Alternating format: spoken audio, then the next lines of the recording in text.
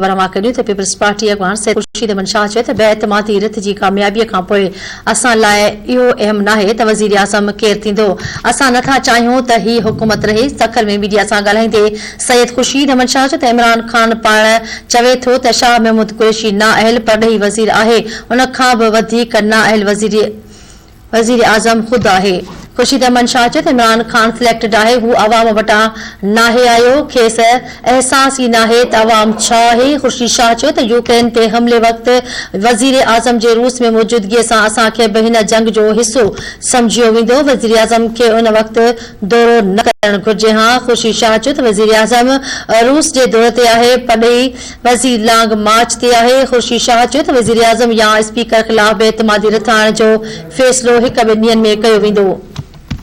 आगाह करे रहिया आहियूं। पीपल्स पार्टी अगवान सैयद खुर्शीद अहमद शाह चयो आहे त बेएतमादी रिथ जी कामयाबीअ खां पोइ असां लाइ इहो अहम नाहे त वज़ीर आज़म केरु थींदो।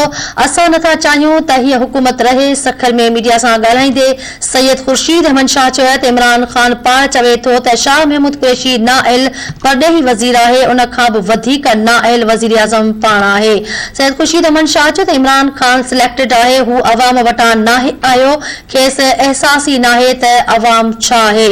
सैयद खुर्शीद अहमद शाह चयो त यूक्रेन ते हमले वक़्तु वज़ीर आज़म जे रूस में मौजूदगीअ सां असांखे बि हिन जंग जो हिसो सम्झियो वेंदो। वज़ीर आज़म खे हिन वक़्तु दौरो न करणु घुर्जे हा। सैयद खुर्शीद अहमद शाह चयो त वज़ीर आज़म रूस जे दौरे ते आहे, पॾेही वज़ीर लांग मार्च ते आहे। खुर्शीद शाह चयो त वज़ीर आज़म या स्पीकर ख़िलाफ़ बेएतमादी रिथ आणण जो फ़ैसिलो हिक ॿिनि ॾींहनि में कयो वेंदो।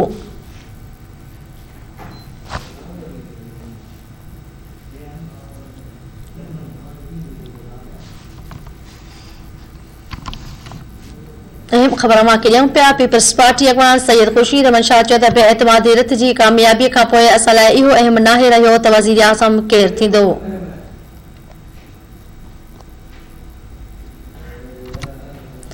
सखर में मीडिया सां ॻाल्हाईंदे सैयद खुर्शीद अहमद शाह चयो त इमरान खान पाण चवे थो त शाह महमूद कुरैशी नाअहल परॾेही वज़ीर आहे, उन खां बि वधीक नाअहल वज़ीर आज़म पाण आहे।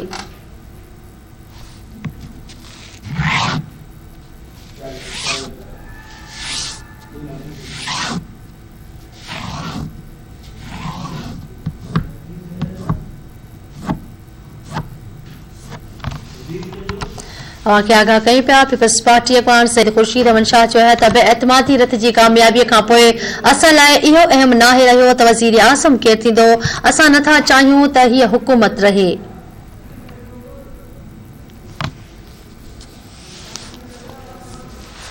अहम ख़बर ॾियूं पिया। सखर में मीडिया सां ॻाल्हाईंदे सैयद खुर्शीद अहमद शाह चयो त इमरान खान पाण चवे थो त शाह महमूद कुरैशी नाअहल परॾेही वज़ीर आहे, उन खां बि वधीक नाअहल वज़ीर आज़म पाण आहे।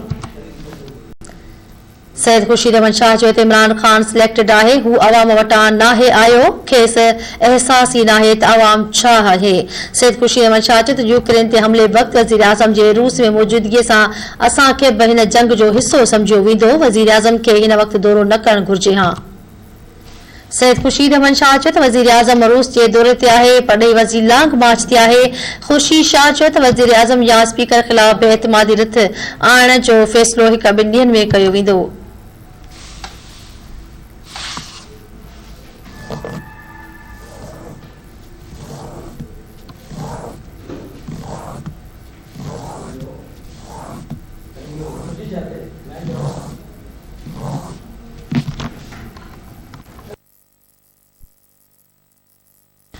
पीपल्स पार्टी अगवान सैयद खुर्शीद अहमद शाह चयो आहे त बेएतमादी रिथ जी कामयाबी खां पोइ असां लाइ इहो अहम नाहे त वज़ीर आज़म केरु थींदो।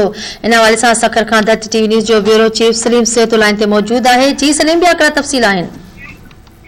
जी बिल्कुल। पीपल्स पार्टी के अगवा सैयद खुर्शीद अहमद शाह डीसी हाउस में ऑफिस में मीडिया सां ॻाल्हि ॿोल कंदे चयो त बेएतमादी रिथ जी कामयाबी खां पोइ इहो अहम नाहे त वज़ीर आज़म केरु थींदो। इहे जेके पार्टियुनि से पाण वेही गॾिजी मुशावरत कई वञे थी त जेको मुंहिंजी ज़ाती राय आहे त जेका अदम इख़्तिलाफ़ जी तहरीक आहे उहा स्पीकर जे ख़िलाफ़ आंदी वञे। उन चयो त ॿिनि टिनि ॾींहंनि में इहो फ़ैसिलो थी वेंदो त अदम इख़्तिलाफ़ जेका तहरीक आहे उहा वज़ीर आज़म के ख़िलाफ़ पेश कई वञे त या जेको आहे सो स्पीकर जे ख़िलाफ़ पेश कई वञे।